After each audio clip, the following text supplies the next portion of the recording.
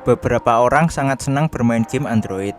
Namun beberapa dari kalian merasa adanya keterbatasan saat bermain game di Android, seperti kontrol yang terbatas, kualitas grafis yang kurang, hingga ingin memainkan banyak game sekaligus. Oleh karena itu, kalian membutuhkan emulator untuk bermain game Android di komputer. Di video kali ini saya akan membagikan beberapa rekomendasi emulator Android untuk bermain game. Selain itu, emulator ini memiliki banyak fitur yang mampu memudahkan kalian ketika bermain game Android.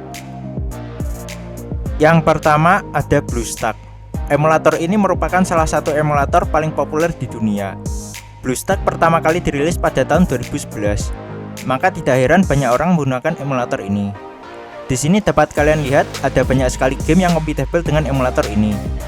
Untuk spesifikasi minimum dapat kalian lihat di sini, yaitu memerlukan RAM minimal 4GB.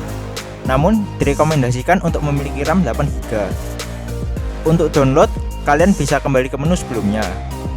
Selain itu, terdapat beberapa versi untuk emulator ini, yaitu versi 10 untuk versi terbaru, serta versi 4 dan 5 untuk versi sebelumnya. Jika kalian merasa spesifikasi komputer kalian bagus, maka kalian bisa pilih yang versi 10.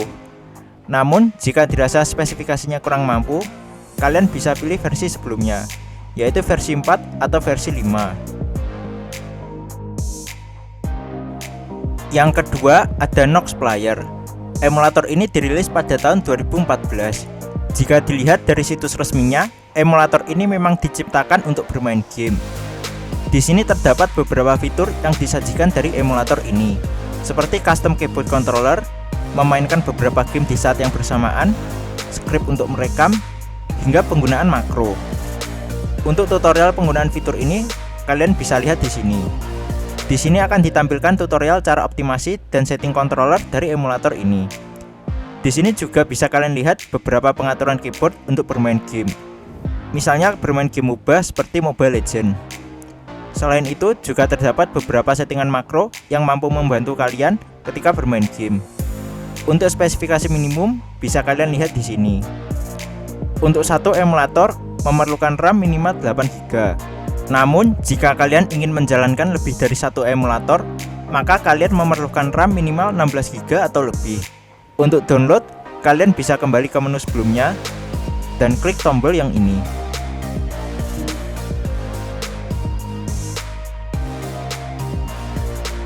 Selanjutnya ada Memoplay.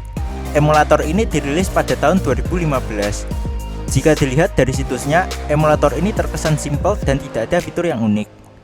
Namun, jika dilihat dari spesifikasinya, emulator ini hanya memerlukan RAM 2GB saja.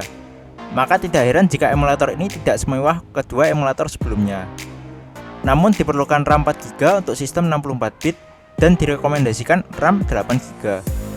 Dan perlu diperhatikan, walaupun hanya memerlukan RAM 2GB, komputer kalian belum tentu mampu menjalankan game yang memerlukan RAM di atasnya. Jadi perlu diperhatikan lagi spesifikasi game yang ingin dimainkan. Untuk download, kalian bisa kembali ke menu sebelumnya dan klik tombol yang ini.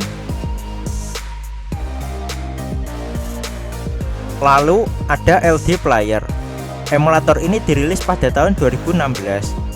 Jika dilihat dari situsnya, emulator ini sangat kental dengan penampilan gamenya. Bahkan di sini mereka juga menampilkan performa game Asphalt ketika dimainkan dengan emulator ini. Jika kalian scroll ke bawah, dapat kalian lihat beberapa pengembang game yang menggunakan emulator ini untuk menguji game mereka. Untuk spesifikasi minimum hanya memerlukan RAM minimal 2GB. Namun sama dengan emulator sebelumnya yang hanya memerlukan RAM 2GB, kalian harus memperhatikan spesifikasi minimum game yang ingin kalian mainkan. Jadi spesifikasi minimum ini hanya untuk menjalankan sistem emulatornya. Untuk spesifikasi game, bisa kalian sesuaikan sendiri dengan spesifikasi komputer kalian. Untuk download, kalian bisa kembali ke menu sebelumnya dan klik tombol yang ini. Sebagai tambahan, jika kalian masih menggunakan komputer 32-bit, kalian bisa klik di sini. Di sini kalian bisa pilih yang versi 32-bit untuk komputer kalian. Kalian bisa pilih yang versi 5 jika spesifikasi komputer kalian compatible dengan versi ini, dan pilih versi 3 jika dirasa komputer memiliki spesifikasi yang rendah. Yang terakhir ada Google Play Games. Emulator ini dirilis oleh Google pada tahun 2020. Jika dilihat, emulator ini masih dalam tahap pengembangan. Alasan Google menciptakan emulator ini adalah banyak pengembang game mengeluh emulator Android yang beredar dirasa kurang stabil. Oleh karena itu, Google mulai mengembangkan emulator Android ini. Untuk spesifikasinya sendiri, memerlukan RAM minimal 8GB dan penyimpanan 10GB atau lebih. Jika dilihat dari situs ini, saya belum menemukan beberapa fitur unik seperti makro maupun multi-device. Namun dari segi sistem, emulator ini merupakan emulator paling stabil dibanding beberapa emulator lainnya. Jadi kalian harap bersabar karena emulator ini juga masih dalam tahap pengembangan. Untuk download, kalian bisa kembali ke atas dan klik tombol yang ini.